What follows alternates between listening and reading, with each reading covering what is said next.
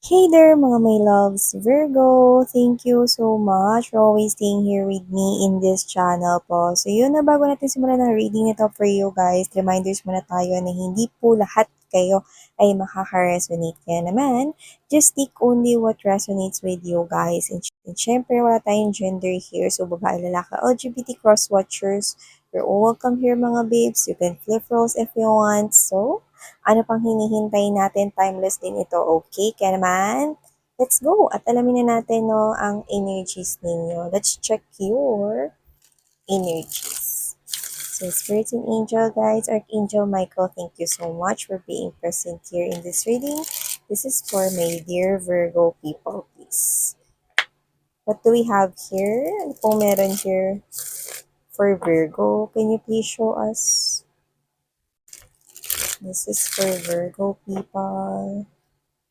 Virgo. Cross watchers, you can flip those if you want, sweetheart. Okay. You're welcome rin dito sa channel nito.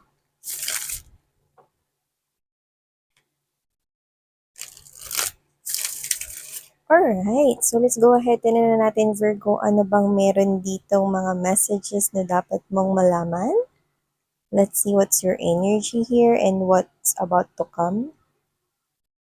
You have here the Knight of Pentacles energy. Tower is right here.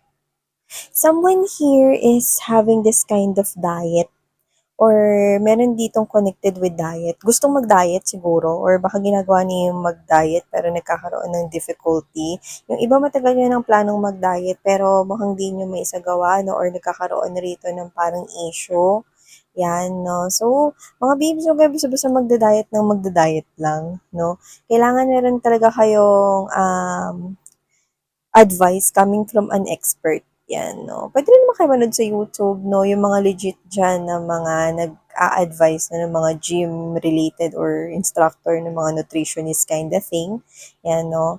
So, nakikita ko kasi rito na meron ditong either gustong mag-diet o matagal na nagda-diet o matagal nang gustong mag-diet or baka magda-diet sa 2024, yan mga babes. Iba naman dyan. Mission din naman ako magda-diet, Yan, no? Just like how this resonates, nakuha kasi natin yun mga babes, kaya natin minention. So, ilatag naman natin lahat, no, para makita natin dito ng bongga kung ano pang mga kaganapan here for you guys.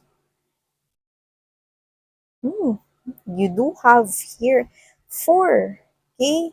Out of 6 energies right here, you do have here 4 major arcanas. Wow.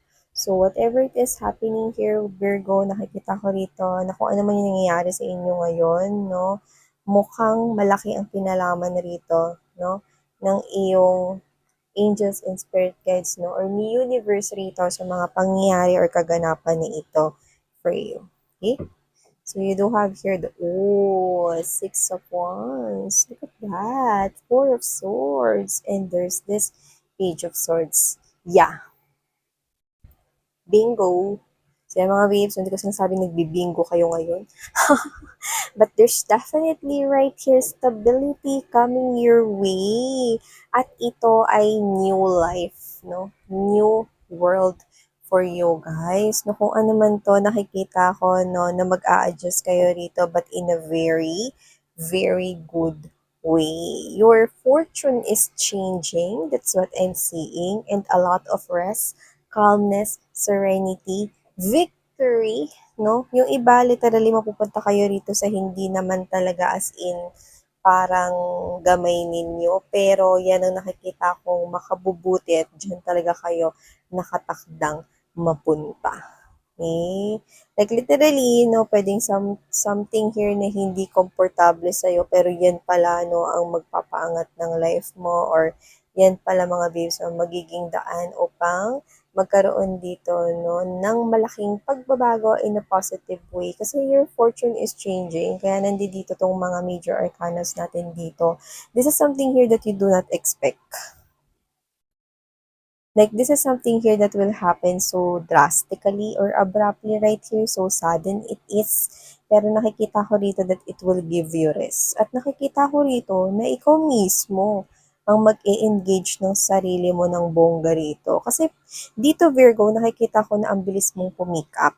Dito mga babes, no, meron ka rito na maybe you're not aware, okay, na ginagamit mo yung intuition mo, pero napipick up mo that this is something here na positibo at magkakaroon rito ng magandang resulta para sa'yo. See, I'm seeing you getting recognition right here. I'm seeing you receiving here some kind of a, what's this? Triumph, no? Or trophy right here. So, maaring yan ay may kinalaman sa business, pay, career, job, or money for you guys. Others of you, this could be a romantic relationship, no? Pero, sinikita ko rito, more likely, ano to eh, tagumpay sa career or job for you guys. Okay? So, whatever the case may be, just take out this resonates, but for a lot of you, tagumpay sa kaperahan, Virgo. Yan.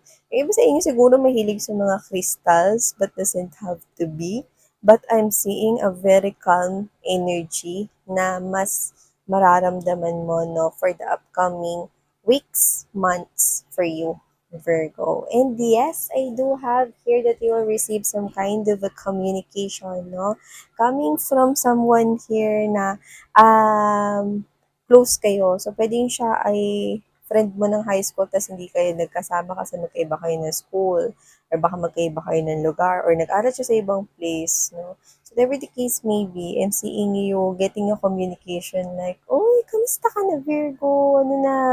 Balita sa atin." Like, ang ganda ng energy niyo kasi parang kahit hindi kayo nag-usap ng matagal, ang saya lang nung vibe, ang saya lang nung sense ng feeling na nakukuha ko dito. Like literally, no, parang ewan ko kung ikaw yung kalog o siya yung kalog, no, pero ang ganda ng flow dito na parang, ano ba yan? Ang tagal kitang hinanap dito sa Facebook. Nakita rin kita, yung mga ganyan, no? Kaya ano, o ano, yung parang ano, hindi siya natatakot kung ano yung example ganito. I'm picking up na meron siyang asar sa'yo. This could be somewhat specific, but just take how this resonates. Meron siyang tawag sa'yo or code name sa'yo, no? Or may sarili siyang nickname na tawag sa'yo, no? Like, o ano, yung asar, kumbaga, pero doon, hindi ka napipikon, no? Parang, alam mo yung walang nagbago, kahit ang tagal niyong di nag-usap. This is that energy of a friend na, totoong friend, genuine friend, no? Na kahit lumipas na yung mga periods of time, no? Kahit marami na rin nangyari mga pagbabago sa inyo, ayun at ayun pa rin, yung energy, no?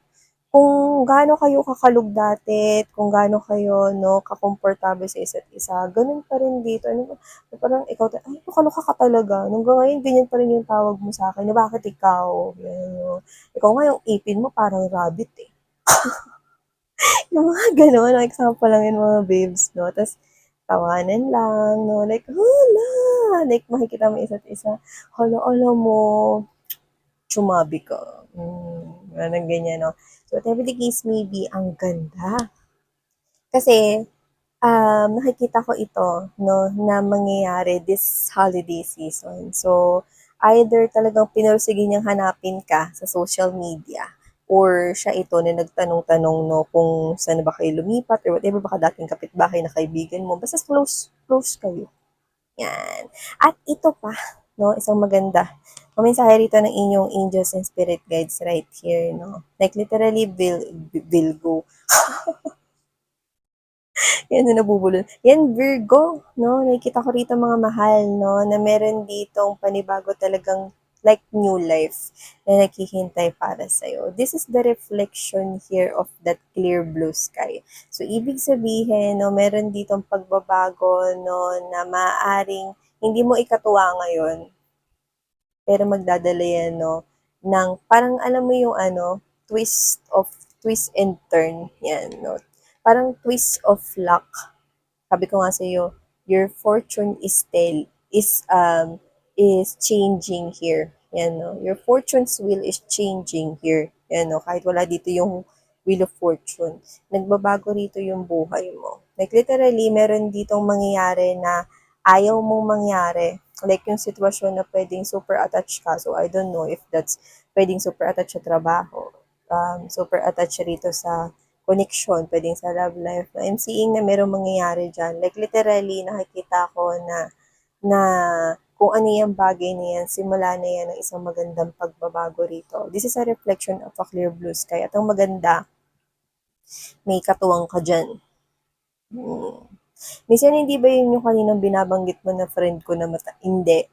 Iba tong energy na to mga babes, no?